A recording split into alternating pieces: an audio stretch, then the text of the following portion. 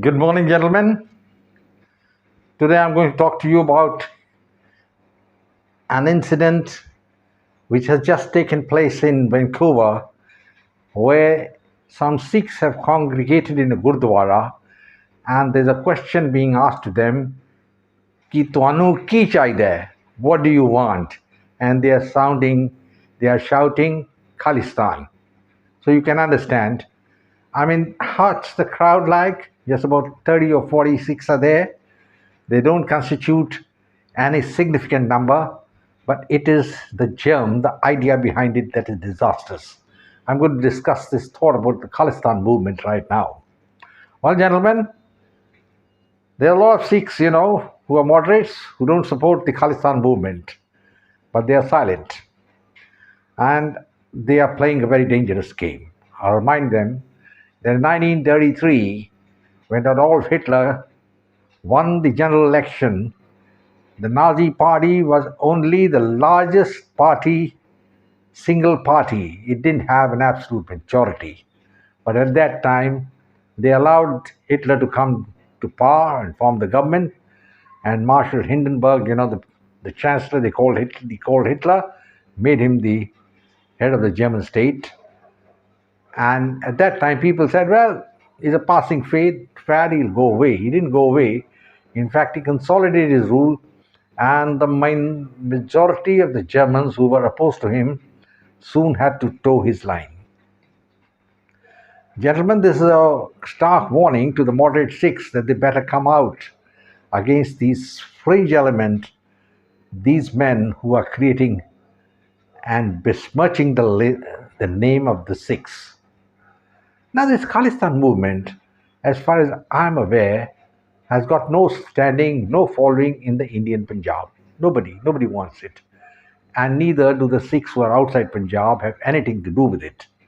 But it's flourishing in places like Canada and England, more so in Canada, where they are in a significant minority. And one of their men, Mr. Jagmeet Singh, he is the Deputy Prime Minister also. And he's a staunch Khalistani. I'd like to ask this man, how is he going to achieve Khalistan?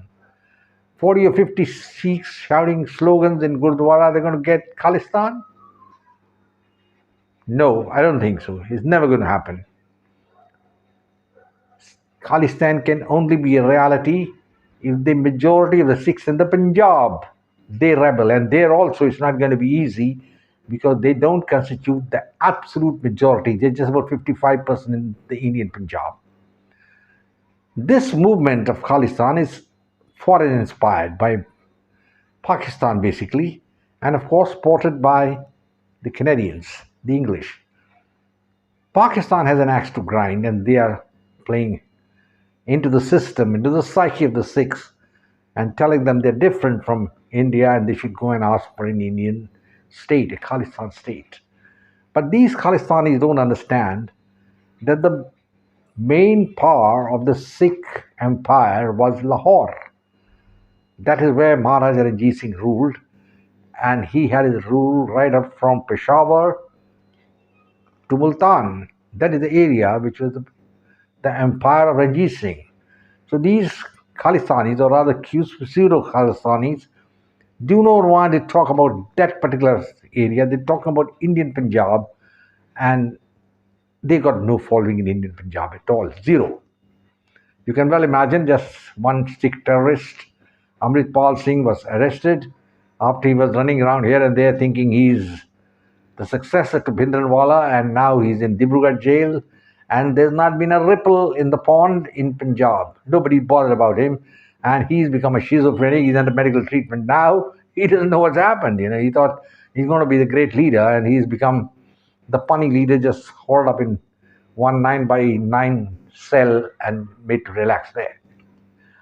Gentlemen, the Khalistan movement is a very dangerous thing, not for India, but for the Sikhs themselves.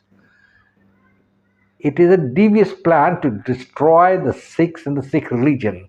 The Sikh religion as it is very, very minuscule as far as the world is concerned, where there are billions of Muslims, Christians, Catholics, Buddhists, Hindus. Sikhs are just nothing. They are a minority. And they are only important because they have a different garb, they wear a beard and turban and move around shouting slogans. That's about all. They're not having any raison d'etre to do all this. And what are they doing all this for? I have not been able to understand. I don't think even the Khalistanis know why they're doing it. Because shouting slogans in a Gurdwara, or holding a march, or holding a plebiscite at the point of the gun on the local people and telling them, look, if you don't, we're going to come and kill you. That's not going to help anyway to get Khalistan. Khalistan, or whatever it is, the Punjab state, if a travel had to be created, was to be created in 1947, once India was divided into Hindu India and Muslim Pakistan. Now the cat has run away, the horses are bolted, you can't put the clock back. And no government is going to support the Khalistan movement openly. Canadians should worry more, including Mr. Trudeau. He is really frightened of Jagmeet Singh, who is the Deputy Prime Minister, and electoral politics are playing hand, and he's hoping that he'll remain in power by pandering to the Khalistani whims and fantasies. But, gentlemen, this man, he's a Canadian and he's a fool, foolish. If at all some Khalistan is going to be created, some trouble is going to come, it will be in Canada. Because these fellows are present there, and that is where they're shouting and doing anything. There's nobody doing shouting in Delhi, in the Sikhs Gurdwara, or in Taran Taran Gurdwara, or any place. There's nobody shouting for Khalistan there. These are the men who are sitting and shouting in Canada. Even I think Americans are not going to allow it. Australians, as it is, have stopped a lot of their nefarious activities. And England, of course, sitting on the fence. Gentlemen, we are now in a situation where we must understand that this movement is going to harm the Sikhs more than it harms India. And in any case, I have already pointed out that these men understand only one language. They haven't understood any other language in history. And that language is the language of the gun. Force. It's about time Indian intelligence tied up with Mossad, with the Russian federal. Gentlemen, it's about time now that the Indian government took up the cudgels and tackled this movement head on. There's no other way. You can't just have any dialogue with them. There's no dialogue required. And if necessary, these men should all be captured and brought to India to face trial. You mustn't forget that the Israelis were able to get Adolf Eichmann from Argentina and bring him to a trial to Israel, and where he was hanged. He was one of the architects of the massacre of the Jews. Now all these people who are creating this mayhem and murder in Canada, and hoping that something will happen in Punjab, need to be dealt with. And there's no other option. I'm so very glad that at least 4 of these men have been sent to the next world. One was shot in Lahore, the other died in London, a third was shot in Vancouver, and the 4th man, we don't know whether he's dead or no. He's in hiding, or maybe somebody say he died in a car accident. We don't know.